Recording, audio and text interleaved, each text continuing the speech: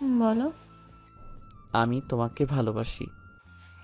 Sorry Niloy, এটা আমি পারবো না। তুমি আগে পড়াশোনা করে নিজের পায়ে দাঁড়াও, তখন তোমার সাথে প্রেম করব।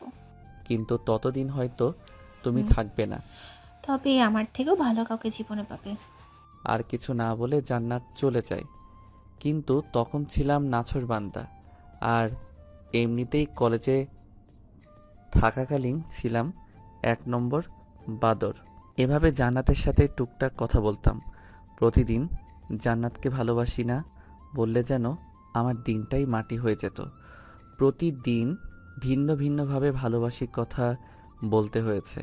আর জান্নাত একইভাবে একটা উত্তর দিয়েছে, আগে নিজের পায়ে দাঁড়াও। অনেক সময় জান্নাতের প্রতি রাগ হতো, কিন্তু কিছু বলতে পারতাম না।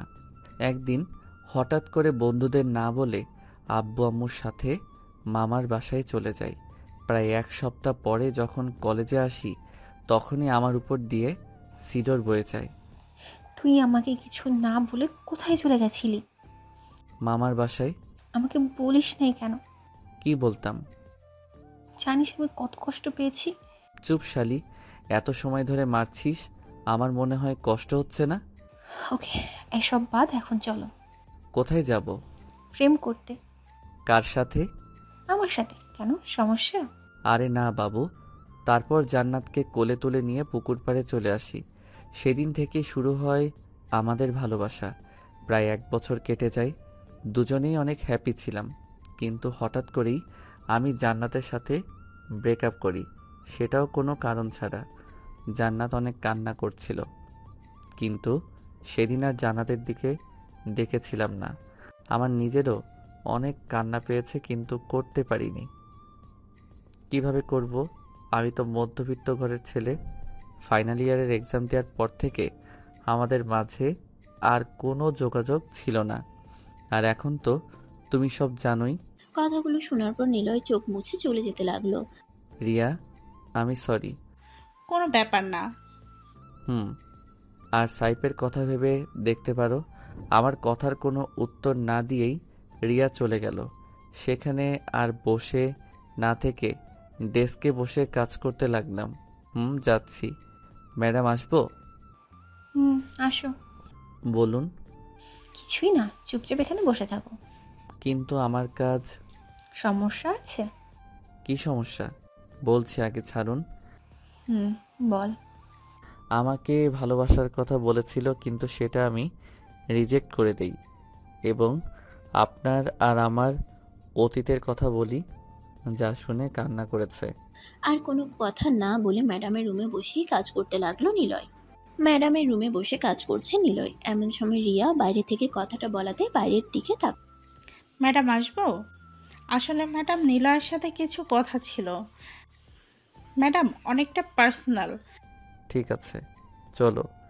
বাইরে আরেকজন আছে, সাইফ। দেখা যাবে, এখন কাজ করো বসে। আসুন। তো বলুন। এই চুপ। আপনি যাবেন মানে? আমি যাব। কেন যাবে না? যাব না, ব্যাস। ওই, তুই যাবি না, তোর ঘাড় যাবে। এক প্রকার জোর করি জান্নাত ওদের সাথে কথা বলার জন্য নিয়ে এলো।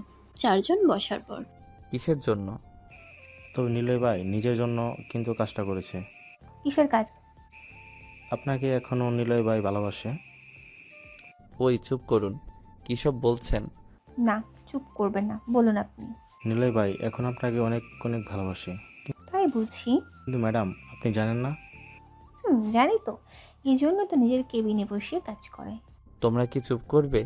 আর ওই শালা তোর এসব বলতে বলছে কে? যেটা সত্যি সেটাই বলছি ভাই। রাগ তোর সত্যি? আহা বাবু, রাগ করছো কেন? আবার বাবু? তাহলে কি বলবো বাবু? চুপ শালি, থাক তোরা, আমি বাসায় গেলাম। আরে রাগ করছো কেন? জান্নাত কিছু আইটেমের নাম বলে। তাহলে কি করব? বিষ খাবো? এখানে কি পাওয়া যাবে?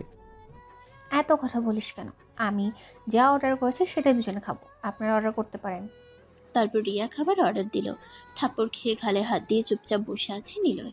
কারণ নিলয় চায় না আরও একটা থাপ্পড় খেতে। এমনিতেই শাকচুন্নির যে রাগ।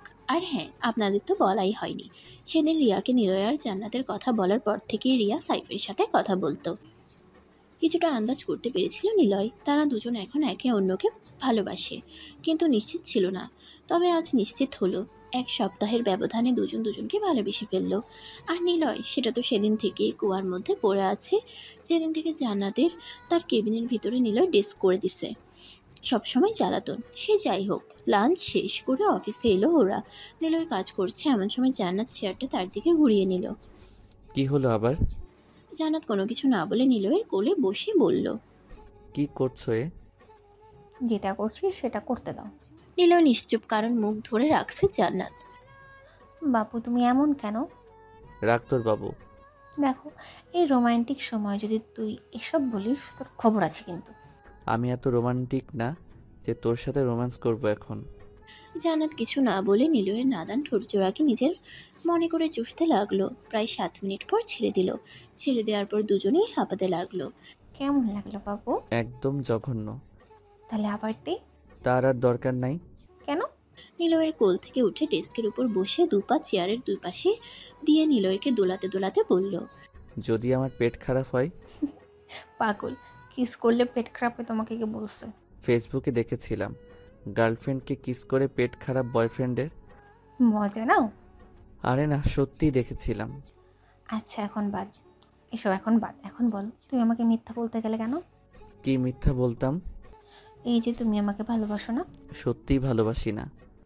দেখা যাবে বিয়ের পর। কাদের বিয়ে? তোমার আর আমার। হবে না বিয়ে। বাজি? আমি বাজি। বাট কি বাজি? তুমি যা বলবে তাই।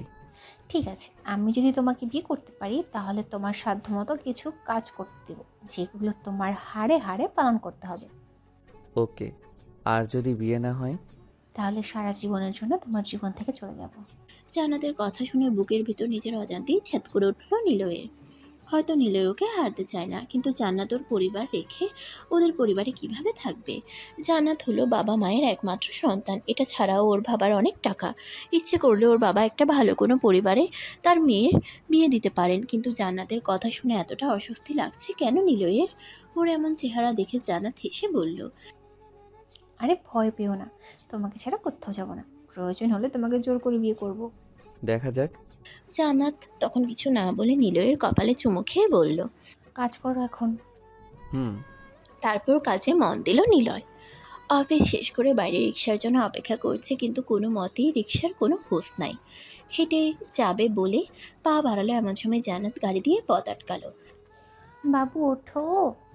ওই চুপ, সবসময় মজা ভালো লাগে না। মজা কেন করবো, আর ওঠো। না থাক, আমি হেঁটেই যাব। এই উঠবি তুই? না। শালা তুই উঠবি না মানে তোর বাপ উঠবে। তাহলে আব্বুকে গিয়ে বলো। এটা কথার কথা, এখন তুই ওঠ। জান্নাত নিলয়ের কলার ধরে গাড়ির মধ্যে নিয়ে গেল। তুমি আমাকে নির্যাতন করছো কেন? কি বললে? এটা নির্যাতন? তো নয়তো কি? আর তুমি যে আমার সাথে ব্রেকআপ করছিলা সেটা আমাকে টর্চার করা হয়নি? নিলয় নিশ্চুপ। জান্নাত আবারও বলে। এসব বাদ দিয়ে চুপচাপ বসে থাকো। হুম। আমার ননদিনীর কি খবর? ভালো। কলেজ যায় রেগুলার? যাই। আর বুড়ির কি খবর? 2 দিন আগেই বাসায় চলে গেছে। কে নিতে এসেছিল? মামা আর মামি। ও। কথা বলতে বলতে বাসায় চলে এলো ওর। ফ্রেশ হয়ে ও রুমে বসে আছে নিলয়, এমন সময় রুমে তানহা এলো। কিছু বলবি? হ্যাঁ বল। ভাইয়া, আজ যখন কলেজে যাচ্ছিলাম তখন জান্নাত ম্যাডামের সাথে দেখা হয়েছিল। কি হয়েছে? এটা আমাকে দিছে। এটার তো অনেক দাম, আর তুই এটা নিতে গেলি কেন? আমি নিতে চাইনি, ম্যাডাম আমাকে অনেক জোর করে দিয়েছে। তোর পছন্দ হয় এটা? অনেক। ঠিক আছে, তাহলে এটা রেখে দে। তবে আমি একটা ছবি তুলে নেই। কেন? এমনি। ওকে, এখন তুই যা। ঠিক আছে। তানহা চলে যাওয়ার পর রাহুলকে কল দিল নিলয়, কারণ ওর বাবার জুয়েলার্সের দোকান আছে। তোকে আমি একটা ছবি দিছি, সেটা দেখ আর আমাকে বল এরকম কানের দুল আরও আছে নাকি। একটা আমার লাগবে। কেন? ও ঠিক আছে, বাই। রাহুলের সাথে কথা বলে কেটে দিল নিলয়। সেদিন রাতে খাবার খেয়ে ঘুমিয়ে গেল। সকালে অফিসে যাওয়ার পথে রাহুলের জুয়েলারি দোকান থেকে কালকের ওই কানের দুলটা নিয়ে গেল নিলয়। অফিসে আজ তাড়াতাড়ি যাওয়ার জন্য আগে থেকেই রুমে বসে কাজ করছিল। হঠাৎ কারো আগমন লক্ষ্য করতেই দেখলো ম্যাডাম এসেছে। আরে জানো, এত সকাল সকাল কেন? আমার কথা কি মনে পড়ছিল?